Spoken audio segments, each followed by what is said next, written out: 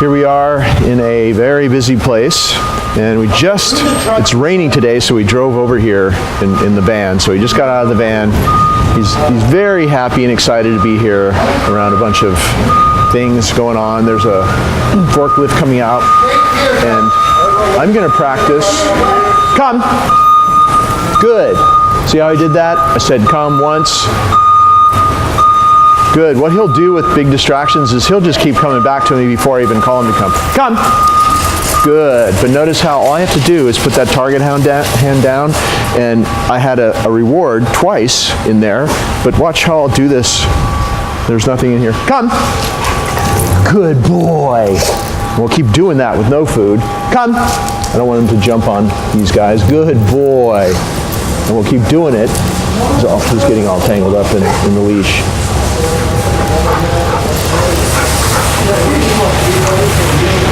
Come. Good. Over and over again, because I practiced in a very specific way when we were training him, I can call him with nothing at all. But you should use treats for a couple of weeks before you phase it out. So I just want to show you what he's doing after the training. And of course, when I practice calling him to come, and you should do this, come, watch me, back away. Good, with a reward in my target hand.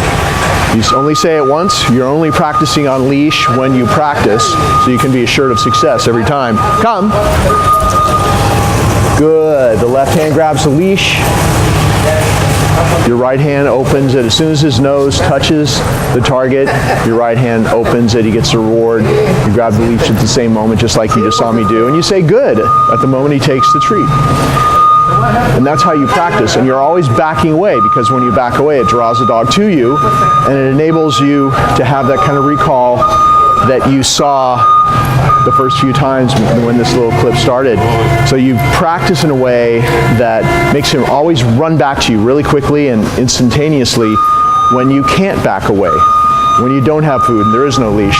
So that's how we practice. Right hand target, left hand leash. Never repeat the command. If for some reason he doesn't come the first time you call him, never repeat it. Just tap him. Good. He'll come your way. And those are the important principles of practicing your come command.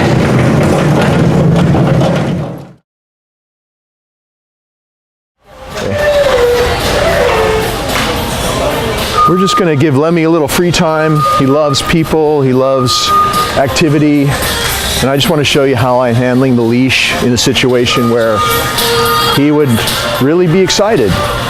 So you see all this going on around us. I'm keeping that leash loose. Come. If he wants to go over to somebody, I'm just going to call him back to me. See what happens with this particular boy here. If you don't have your reward down on all fours level for him, he may kind of jump up because of his previous problems, but you know, it's slowly but surely, come, slowly but surely it's changing where he's learning that all good stuff happens down there. As long as he stays on all 4 feet, all good stuff happens. If he jumps up, like if he jumps on you, you're not going to push him down and correct him and say leave it and off and whatever. You're going to do the opposite and not touch him, back away and say no, and then when he stops jumping, which he's not doing now, which he doesn't do with me anymore, but if he did with you, if he does with you when he's back home with you and I'm not there anymore, it's no, he's going to stop jumping, and good, no, good. Just repeat that process and you'll see probably very quickly, as long as you're consistent, you'll have what I have now where he just doesn't jump on you anymore. Hello. Lemmy's having a great time. You can see that he's very interested in going to see people and say hi. Come. And so we just call him away from people as we walk through here. It's kind of an obstacle course, but it's great practice for him. And just to show you how to handle him in a situation where he's really excited. And keeping this leash loose at all times. See how if he goes to the end of the leash, you see me do it several times, I just tap it and he comes back my way. And I'm not using any commands. Here comes a dog. Come. So keep filming. Show this dog, come. Good. Come. Good. There's a dog coming right there. I'm going to say, come. And I'm going to draw Lemmy away. See, the leash is loose. Now the dog is walking right past us. As you can see, the leash is loose.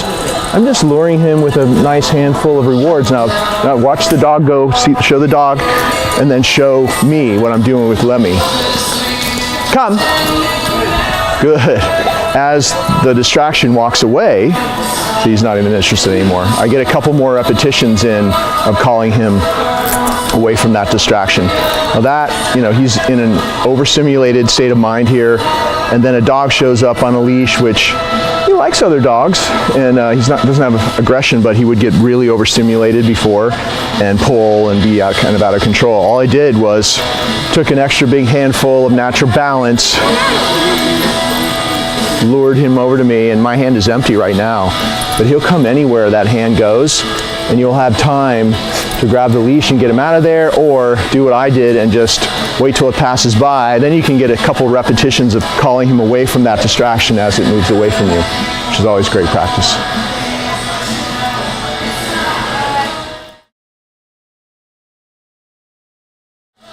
We're going to do a greeting routine with her, so keep filming, okay? Can we do a greeting routine with you with this dog? So you can just stand there. Yeah. It was not working. Come. People started calling him David. David's name? Yeah. No. Oh, that's my name. Oh. Yeah. Sit. What's the dog's name? His name is Lemmy. Lemmy? Or Yeah. Lemmy? With two M's, Lemmy. Lemmy. Yes. Why is that? He's named after a famous musician. Oh, okay. Good. So we're going to send Lemmy over to go say hi. Say hi to somebody brand new. Hi. Come. And you see how I didn't instruct her on how to do this either, but when he comes over, put it down lower, because if you have it up like this, he might jump on you. Sit. But this is the best way to do or to show you a greeting routine, because we haven't practiced with her. This is spur of the moment. Go say hi. Put it down there. Good. And then before I can even call him to come, he comes running back. Sit. So we hand her the treats. He's sitting and waiting to be allowed to go over. Go say hi. There you go. Good boy. Good boy. Come. And we'll do it one more time. I'm going to throw in this little... Here, buddy. I'm going to throw in this little reset circle. He sits and waits. Here's one more handful of treats for you. We'll do it one more time.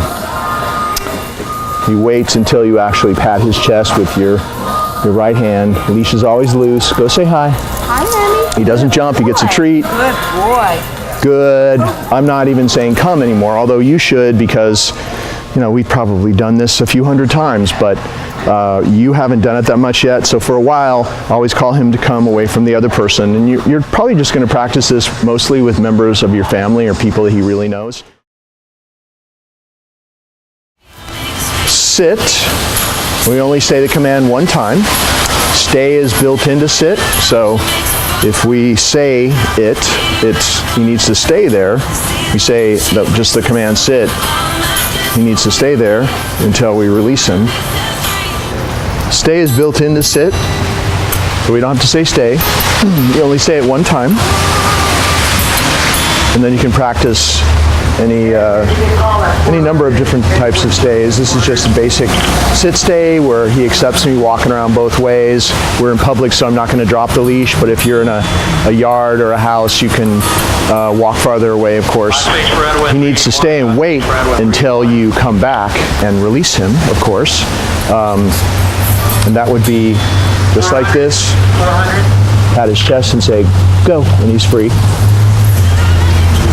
Now, if you're going to ask him to sit and then he doesn't, just go do this. Sit, pull up with a little bit of pressure. You're not jerking, popping, hanging. You're just pulling up with a little bit of pressure.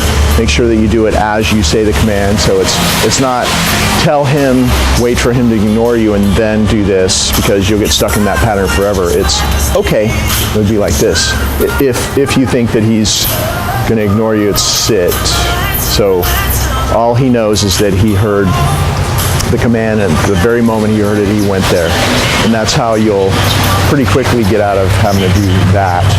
That's a problem that you run into when, after he's back with you and I'm not there anymore. And of course you can practice the sits anywhere and everywhere. A few times a day in different spots is great to do, because he has to be calm and focused to do a sit stay, obviously. And we want this calmness that he shows when he's doing his training to take over his life at some point, since he's such a easily overstimulated dog. And once again, to release him, you just, with your right hand, loose leash, never restraining him, pat his chest and say, go.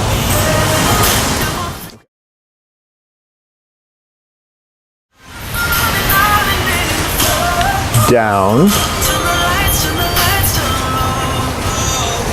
You saw how, it's okay if he does that. You saw how I used my foot at the same moment as I said the command, because out here in public, he may be a little bit more distracted. He definitely is a lot more distracted than he would be normally. The stay is built into down, of course, and so you can even pull on his leash like that, and he gets a reward for that. When you're rewarding him, it's right there. No, make sure he doesn't touch your hand. He's waiting. Good, like right between his feet. You should pause for a second like that and then withdraw, and then he'll take it off the floor, or if you're using a stationing mat, it's the same concept. You reward him there between his 2 feet, not right under his chin, but out a little bit there, so you can have a little space there where he really waits. You withdraw, he takes it from you, and you say good as he takes the reward. To be released, no, he gets up, say no, and just with your left foot, just put him back there. Jonathan, 185. So there's a lot of distractions here. 185, Jonathan. We're doing it right under a loudspeaker here. And there's a lot of people shopping behind the camera person. He's doing really well. He's starting to calm down here. So he got up, I said no, I just did this. I already said down once. That first down needs to hold. It should hold for, even if it's 2 or 3 minutes or whatever period of time you're working with him in a down. Never repeat the command. He waits till you come back next to him. You say, okay, and then sit. And you're going to release him.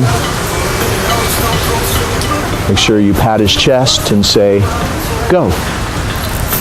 And that's how you release him out of a down. Make sure that you release him up, have him sit, and release him from a calm sit stay out of a down.